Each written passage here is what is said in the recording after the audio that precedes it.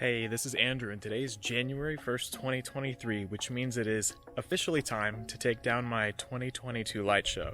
And while I'm doing that, since this was my first year, I figured I'd give you a tour of how I wired everything up and secured it to my house. Since this was the first year of my show, I didn't do anything fancy with my Tune 2 signs, so I've got the name of my show, Lights on Tamarack, the station to Tune 2, and then just 2 QR codes that link out to my Lights on Tamarack Facebook page.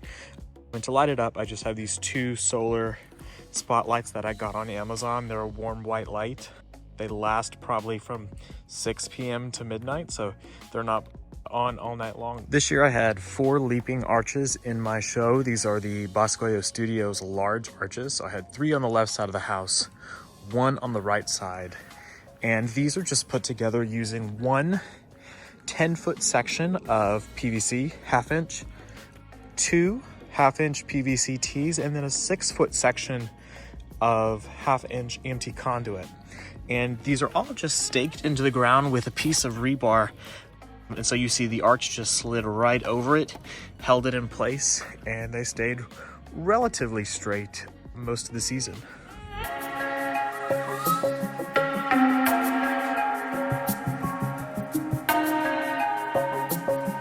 Now, the next prop I had were these 2 24-inch snowflakes from Holiday Coro.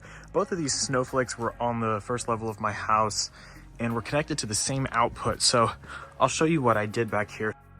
There is one of my controller boxes down there. So we have this first snowflake plugged in straight away here, and then an F amp to amplify the data signal.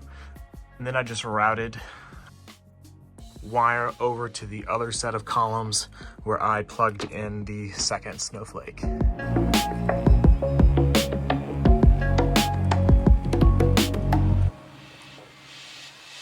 So my main controller is actually in this custom-made box.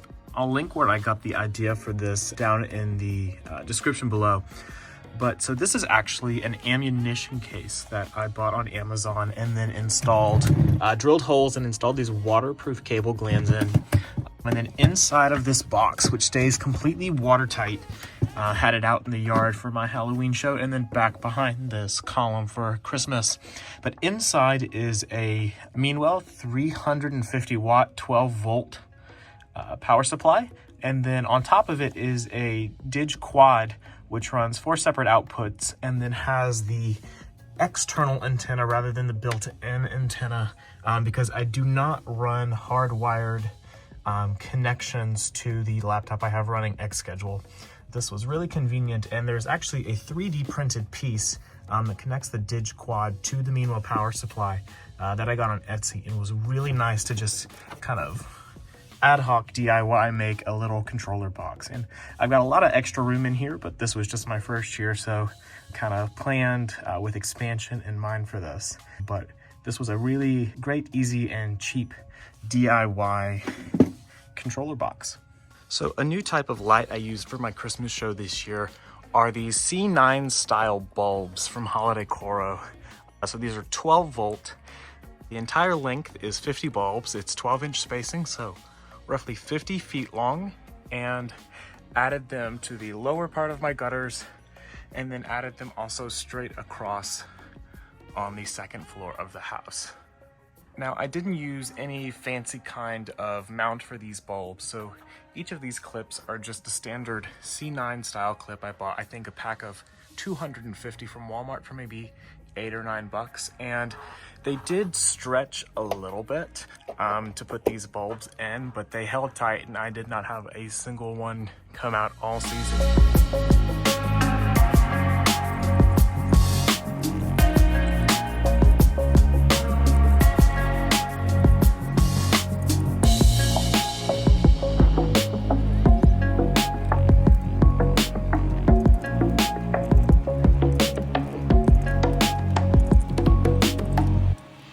Now here's where things get a little fun. I am out on the second floor roof, and here is actually where I have the second controller. So this is a 200 watt 12 volt power supply, which powered the 3 snowflakes on the second floor. And then inside this box is a ES Pixel stick, which runs the single output to each of the snowflakes that are chained together.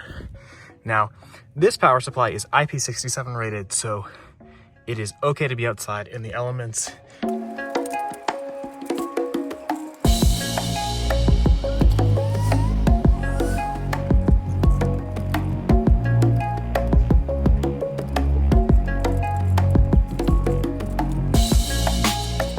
I'll quickly show you inside this cable box.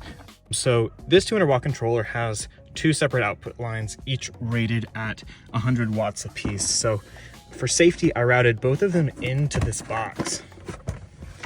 And the one unused line is just capped off there, and the other one goes into this ES Pixel stick, which again, like my Ditch Quad, uses a wireless controller, though this one uses an onboard Wi-Fi receiver. And then coming out of the ES Pixel stick is just a single X-Connect female output that then the line to the Snowflake plugs into.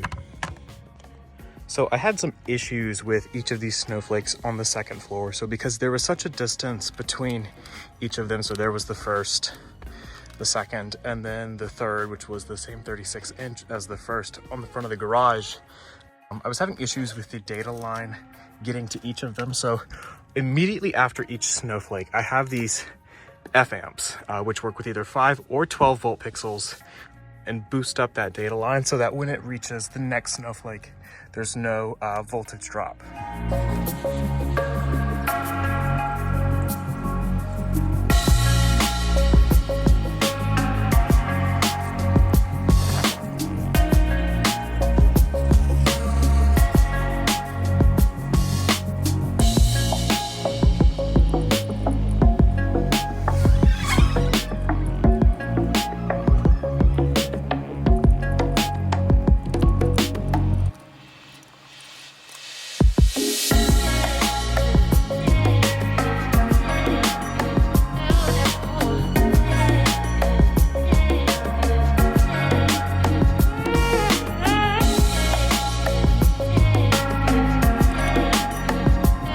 So one of my last secrets behind how I automate the start of my show are smart switches and smart plugs from TP-Link, specifically their Casa lines. So this plug here has two extension cords plugged into it. One was the Ditch Quad controller, the other the ES Pixel stick.